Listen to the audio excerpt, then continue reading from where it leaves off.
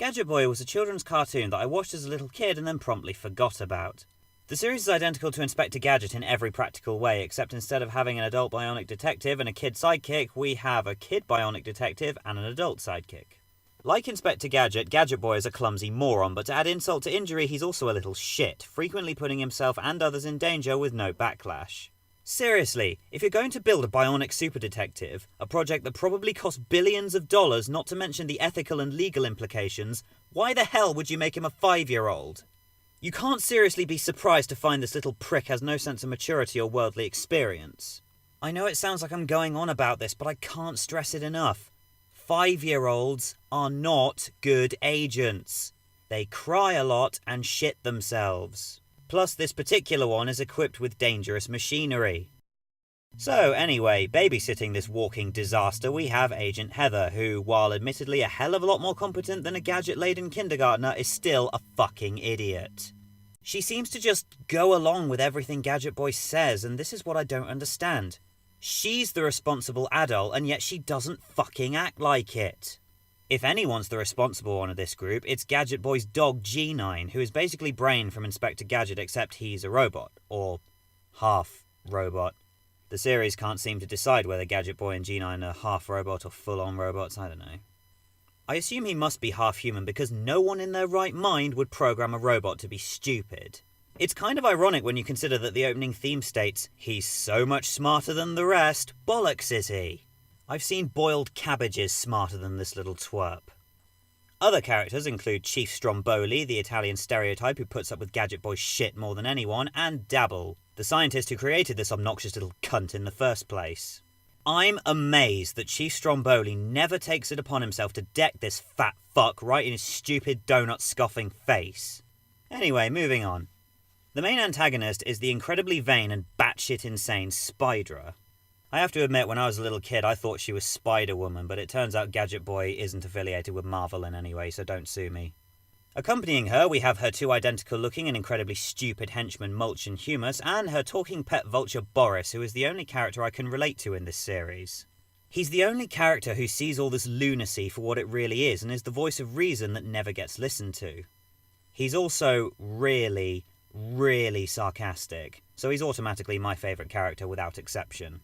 In fact, if I had to choose between being locked in an elevator with Gadget Boy and his friends or Spydra and her lot, I'd choose the latter. It'd be a no-brainer. Here's a dangerous drinking game for you. Take a drink every time Gadget Boy says "Sousers Bowsers." I can almost guarantee you'll die from alcohol poisoning after about 3 episodes. This asinine catchphrase is meant to be an homage to Inspector Gadget's Wowzers, but for some strange reason, it's so much worse. It might be the voice. Beautiful, innocent flame. Yeah, it's definitely the voice.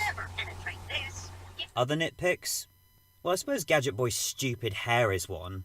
What, he doesn't have a Go-Go Gadget comb? Jesus. What annoys me even more is that he keeps going on about how smart he is, and he's fucking not! I wouldn't mind if it were played for laughs, but nobody ever questions it. In episode 2, Gadget Boy and Heather go to Russia, but why isn't anything written in Cyrillic? Why is Heather rapping? And what kind of rap is that anyway? And what's with her pointy ears? At the end of the episode, Gadget Boy says that music and crime don't mix. You were fucking rapping earlier! How could you be in the rap scene and not... Oh, what is wrong with this show? Then there's that episode where they go to Ireland to save the king of the leprechauns, and since when are magical creatures within police jurisdiction anyway? There's this one episode where Spydra creates an evil Gadget Boy to ruin his reputation, but in all honesty, what was the point? Regular Gadget Boy is enough of a threat to humanity already. If anyone in this universe had 2 brain cells to rub together, Gadget Boy would have destroyed his own reputation already. Ah! Of all the episodes I watched as a kid, this was the one that stuck in my mind, probably because of just how calm Gadget Boy was throughout the whole thing, even after being arrested. It was also pretty sad when the evil twin died at the end. He was arguably less of a prick than the real Gadget Boy. Aside from all the quirks this show has to offer, it's got all the things you'd expect from a wacky mid-90s cartoon. Slapstick, stupid pop culture references, and enough stereotypes to put Shakespeare's entire back catalogue to shame. To its credit though, the voice acting isn't bad. It's got people like Maurice LaMarche in it. The animation isn't terrible either, and it does have the occasional moment in each episode that makes it bearable. Let me put it this way. I wasn't expecting anything good when I watched this back for the video. In fact, I was expecting something that was not only bad, but full-on Adventures of Sonic the Hedgehog bad. I'm pleased to announce that this is nowhere near that level of bad. I wouldn't go out of my way to recommend this as something to give your children to watch. There are definitely better cartoons out there, but it's worth a look at least.